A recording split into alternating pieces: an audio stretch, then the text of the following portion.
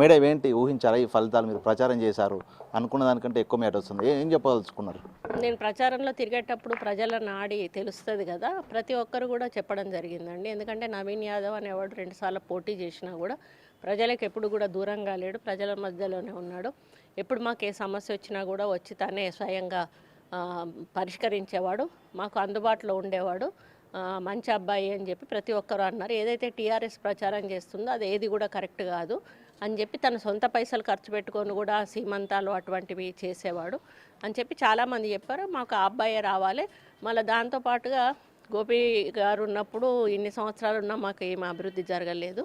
Plus వాళ్ళ అధికారంలో కూడా లేరు. మళ్ళీ మేము డెవలప్మెంట్ చేసుకోవాలంటే అధికార పార్టీ అభ్యర్థి గెలిస్తేనే మాకు డెవలప్మెంట్ అవుతుంది అనేది కూడా ప్రజల్లో కొంచెం వాళ్ళ అంటే ఆలోచించే ఈరోజు ఓటేశారండి వాళ్ళు. అంటే కాంగ్రెస్ పార్టీ 42% బీసీ రిజర్వ్ అంశాన్ని తీసుకొచ్చింది. So BC candidate Naveen Yadav, so ఇది అనుకూలించింది అనుకోవచ్చా? మీకు ప్రధానం గెలవడానికి కారణాలు ఏంటి? అక్కడికి అది కూడా ఒక కారణం అయితే తప్పకుండా, ఎందుకంటే మా ప్రయత్నం అంతా చేశాము. కావాలని ఈరోజు సెంట్రల్ గవర్నమెంట్ అది కాకుండా చేసింది.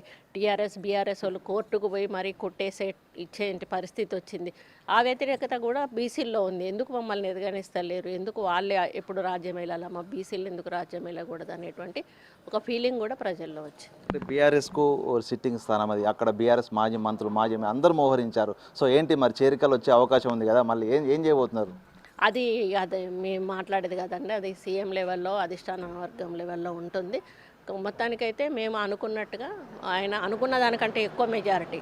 ఎందుకంటే ఆ ఎక్స్పోజింగ్ టీఆర్ఎస్ వాళ్ళు ఎట్లా ఇచ్చారంటే మహిళలతోటి డబ్బులు ఇచ్చి మాట్లాడించి మాకు ఆయన ఏం చేసిండు, ఈయన ఏం చేసిండు, మాకు కేసీఆరే చేసిండు, ఈయనకి ఎందుకు ఓటేస్తాం ఇట్లా చెప్పించి ప్రచారం చేసిండ్రు. అప్పుడు అంటే వాళ్ళకు కోపం వచ్చింది. పేడ్ ఆర్టిస్టులు అంటే మొత్తంగా కేటీఆర్ సోషల్ మీడియా ద్వారా డీమెరిట్ చేసి కంప్లీట్గా ఆయన క్యారెక్టర్ను డీమెరిట్ చేసి కాంగ్రెస్ పార్టీ ఏమి చేయలేదు అనే ఒక భావన కల్పించి ప్రజల్లో ఒక వ్యతిరేకత తీసుకొచ్చి ఓటు సాధించుకుందాం అనుకున్నారు. కానీ ప్రజాస్వామ్యంలో ఇంకా ప్రజాస్వామ్య పద్ధతిలో ప్రజలు ఆలోచించి ఓటేస్తున్నారు అని చెప్పడానికి ఇది ఒక నిదర్శనం. అంటే బీఆర్ఎస్కి ఉప ఎన్నిక ఓటమి కూడా బీఆర్ఎస్ పార్టీ పూర్తిగా అట్టడుగా పడిపోయినట్టనే ఏం చెప్తారు? ఇంకా పార్టీ దాదాపుగా కవిత వెళ్ళిపోయిన దగ్గర నుంచి కొంచెం డైలమాలో నేను ఉంది. దీంతో ఇంకా దాదాపుగా పార్టీ పరిస్థితి దారుణంగానే ఉంటుందని అనుకుంటున్నాను. యువకుడు, ఉత్సాహవంతుడు, మంచి అవకాశం వచ్చింది. 2 సార్లు ఓడిపోయినా కూడా పట్టుదలతోటి మళ్ళీ ప్రజల్లోకి వచ్చి కాంగ్రెస్ పార్టీ తరఫున నిలబడ్డాం. ఎంఐఎం వల్ల కూడా మేము కృతజ్ఞత చెప్పాలి, వాళ్ళు కూడా పూర్తి మద్దతు మాకు ఇచ్చారు. ఎందుకు అంటే ఒక అవకాశం అనేది అందరికీ రాదు, కోట్లల్లో లక్షల్లో ఒక్కరికి వస్తుంది.